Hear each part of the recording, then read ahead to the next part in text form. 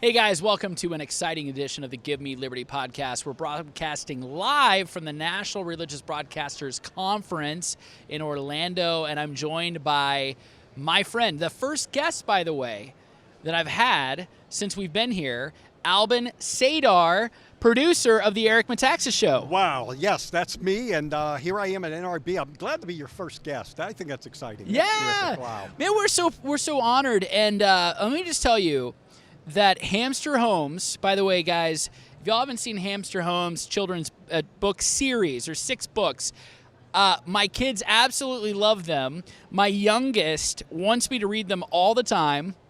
We've read them over and over and over again. She even knows, she quotes from the book. I'll just say that. But they're great. They're fun. And if you like mystery, better if she quoted from the Bible. But we'll yeah, go with Hamster Homes somehow until she gets older.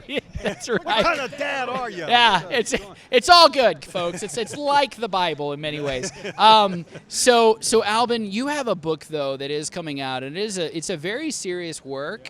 It's called Obvious, and I want you to talk a little bit about it, why you wrote it, what's in it, what do we have to look forward to. I know it's coming out in the fall. Yes, it is. And so there are lots to look forward to. I've got an early copy of this book. I think it's excellent, it's very compelling. But if you look at where we are as a country and a culture, you're seeing the radical march of Marxism through the institutions. It includes education, includes entertainment, and even the family. They're destroying the family. Oh, yeah. I think it was Rudy Deutsch said in 1967 that it's the long march through the institution. And he was talking about Marxism, communism, the Chinese government in a sense. We were talking a little bit about before the cameras went on. The book is actually, there's a bunch of chapters in the book. There's a bunch of new stuff, new material. But when I went back over some of the articles I had published at AmericanThinker.com, American Greatness, and other places, these articles, one or two of them were literally written maybe a dozen years ago, and yet I was basically at the time warning against, this is all going on now, this all is going to happen, and I could have written the exact same article yesterday, and you'd say oh, he just wrote that article. It's about certain things that are happening in, the silencing of Christians and things like that. And so I said, this is great. I can just put this right in the book without any kind of rewrites, maybe a tweak here or a tweak there, maybe a date here or a date there. But there's so much stuff that happened, and it's funny you mentioned Hamster Homes, because I'm actually, if you go on Amazon.com and you just put my name in, the books that are going to come up are family and fun books, like Hamster Homes. It came out, this is a box set that came out a couple years ago, and there's 6 books in the series. Yeah. There's hardcover versions, there's softcover versions.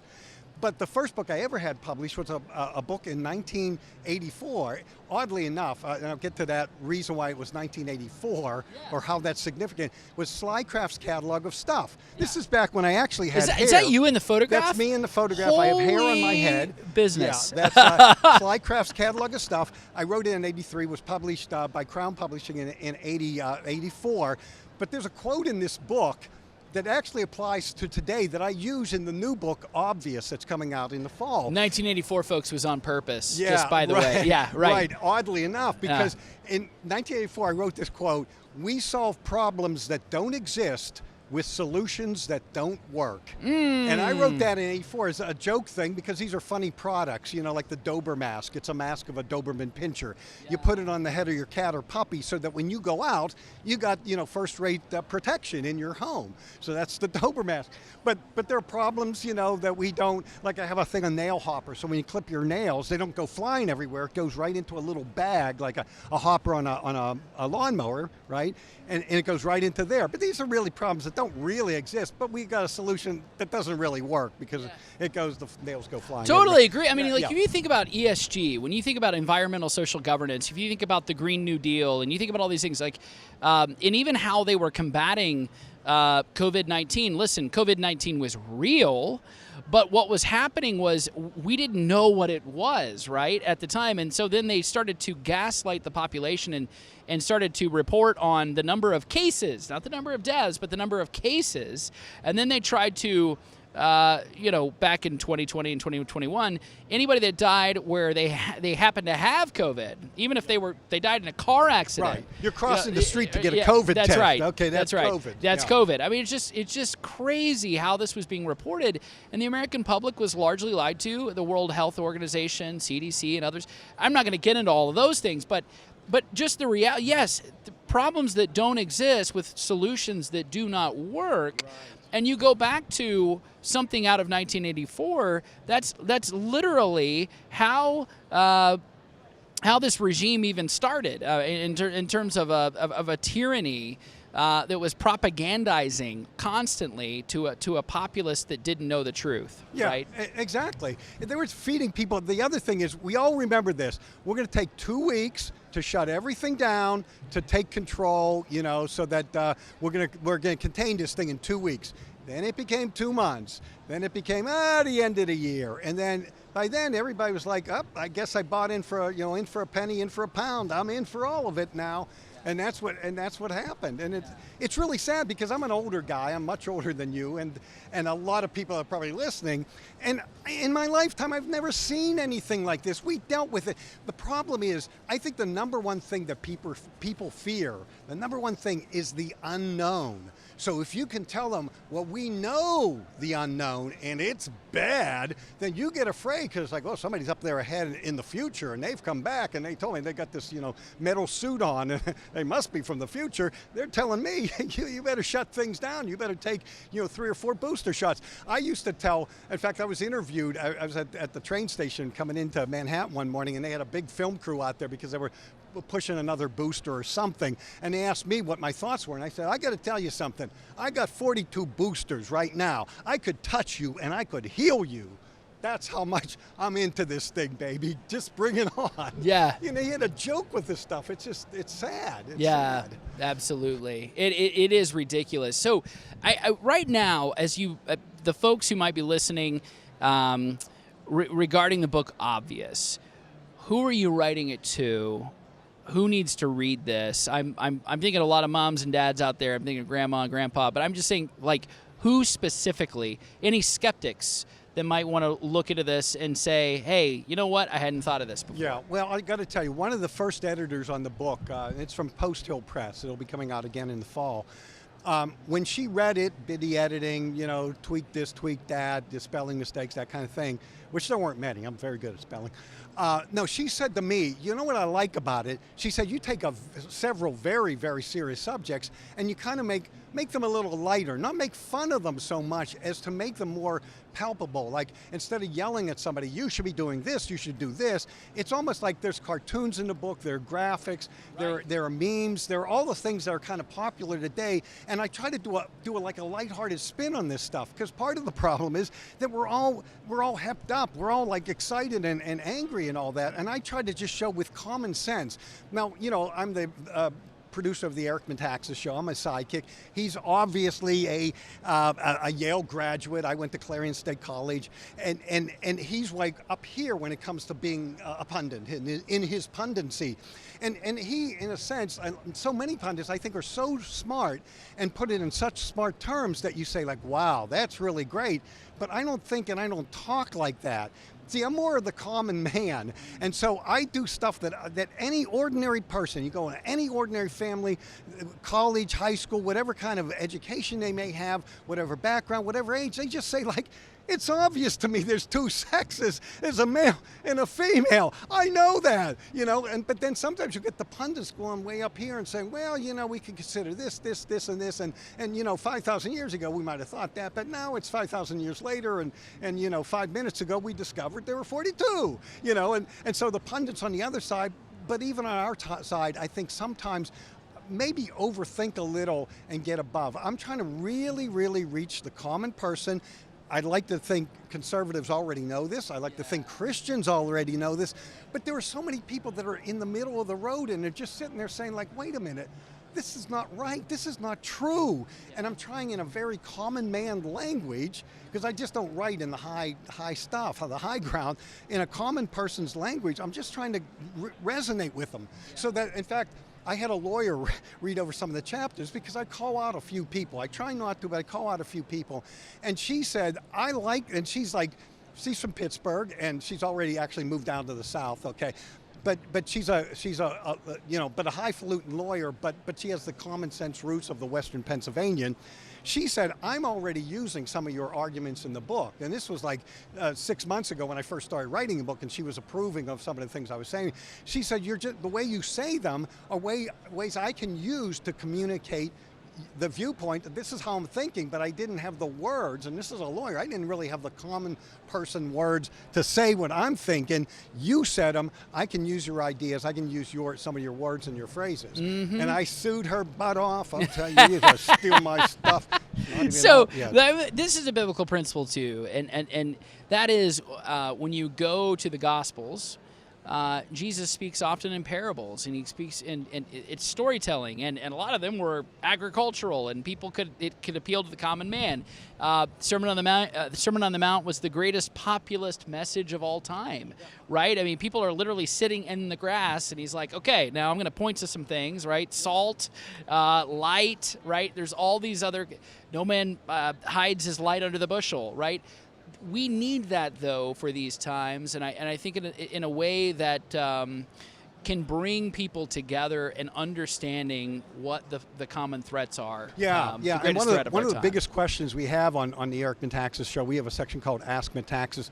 One of the biggest questions that people are saying, these are ordinary people listening to the show, what can I do to get involved? And I have things, and like I said, some of this stuff was 10 years ago when I was doing television, working as a producer and all that. Some ordinary things that happened in my life, and this is before it got really bad. Now it is kind of really bad, but there are things that would still work today. And one of the things, if I can relay it here, one of the stories in the book, I used to work at the old FX network. It was located on 5th Avenue and like 26th Street in New York City. And we did live television out of the FX apartment. This is before FX network moved to LA, okay? But I was a producer on the weekends, and that particular weekend, the Gay Pride Parade happened to be marching right past our window. Now this is when the gay celebration was one day, folks, one day a year. Was a Saturday, like the third Saturday in June. I happened to be working. I was the weekend producer. Now that meant I was the top of the line when it came to the network. My word was gold. If something had to be decided upon, I had the final word. Well, marching right outside the window, we had live news breaks, and they were 60 seconds. And we had the on-camera talent would get in front. He would say, like, here's the news of the day, and he'd have a teleprompter. Well, he came over to me. His name was Roger. Actually, that's not his real name, but I'm going to just say his name. He came over. Roger says to me, hey, we got this parade marching right past the window. Let's do a live hit. And I'll just say, hey, folks, and I'm sitting there. I'm like nervous as heck, because if I say yes, there's all kinds of filthy stuff. If you've never seen it, and you should never see it, by the way, folks, there's naked people, there's filthy signs, there's lewd stuff like you wouldn't believe. And I'm like, this is a family network. FX used to be the family network, okay? So I was sitting back, like in a little chaise lounge chair we had in one of the rooms there that we were filming in, and he came over to me and he said, everybody wants to do this. This is really exciting. He looks at me and says, what do you say? What do you say? Should we do it? Should we do it in front of the window so we can see the parade? And I said, no. And he goes like, but it's live. It's like everybody across the country could see this live parade, and it's a pride and other. And I said again, and I'm practically sweating bullets. I said, no. And he said to me, he goes like, you're right. There's sometimes those signs are pretty bad, and there's naked people. Then the guy down in the basement, the director, said like, yeah, you know what, he's probably right. Then suddenly everybody in the room, there were like 10 people working that day, they're all saying like, you know what, you made the right decision, except for the live on camera guy. He said like, oh, I can't believe you guys all. But you see what the Bible says, let your yes be yes, your no, no. If I would have said, no, you know what, there's lewd people out there, they would have said, what are you, a homophobe? What are you, afraid of homosexuality? What's your problem? And there would have been a big discussion. People would have gotten angry, and I might have gotten fired, which I wouldn't have cared. But at that point, it's like, and that's what I'm saying to ordinary people today. Sometimes you just have to say no. You don't have to give an explanation. When they call you a name, do they give an explanation why? Hey, Ryan, you're a racist. They don't give an explanation. You're just a racist. Why? Because they said so. They don't have any word of God, so their word is the word of God. Because they look in the mirror, they see God.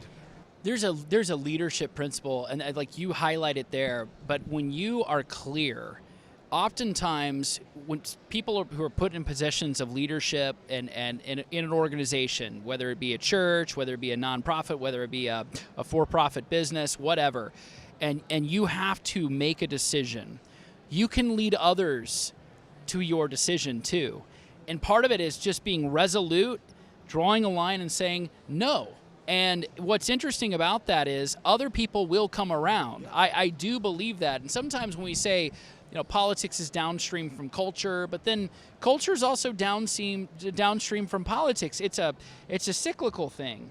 And when we have certain laws, for example, that we are peeling back, right, at the Supreme Court or whatever, or say they say new legislation that comes through, it is formative in that it teaches and instructs others regarding common morality, which is why it is so important to legislate morality, because I think a lot of times when we draw strict lines and we say, no, this is a guiding principle, this will be our national law on what fill in whatever the issue is. I can't go out there and just murder people at will, the people that I don't like, right? I can't just go killing them. There's laws against that. Okay, but that informs a common morality. Doesn't mean everybody has to accept Christ, know Christ, or love God even, or want to serve him.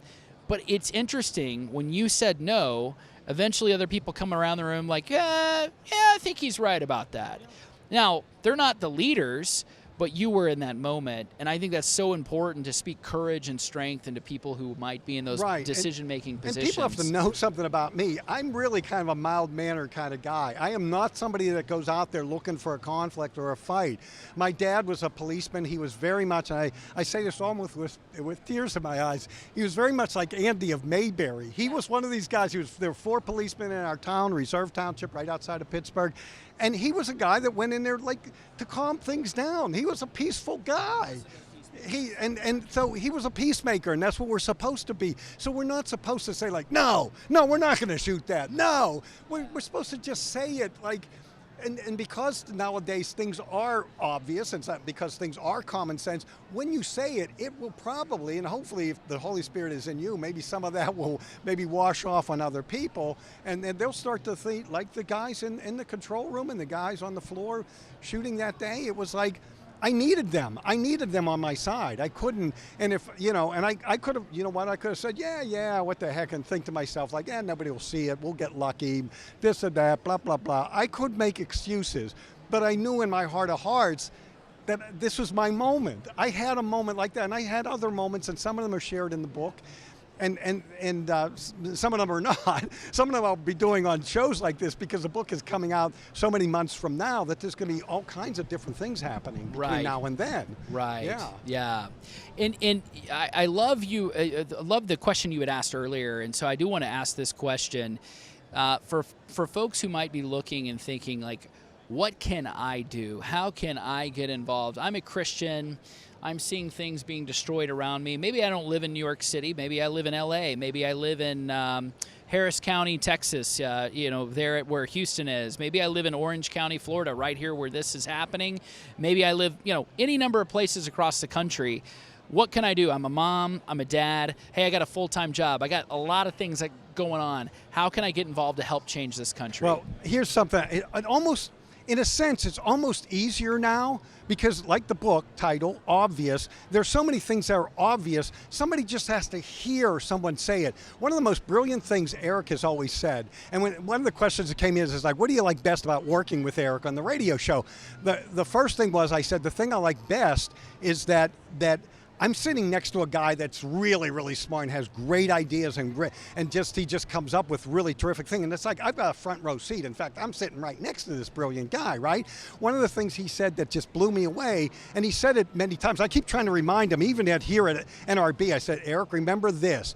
He said, in a sense, we as Christians, at this point, in a sense, we're not really going out there and preaching the gospel. You know how people say, like, well, I'm not an evangelist. I have trouble talking to somebody and saying, like, hey, do you know Jesus?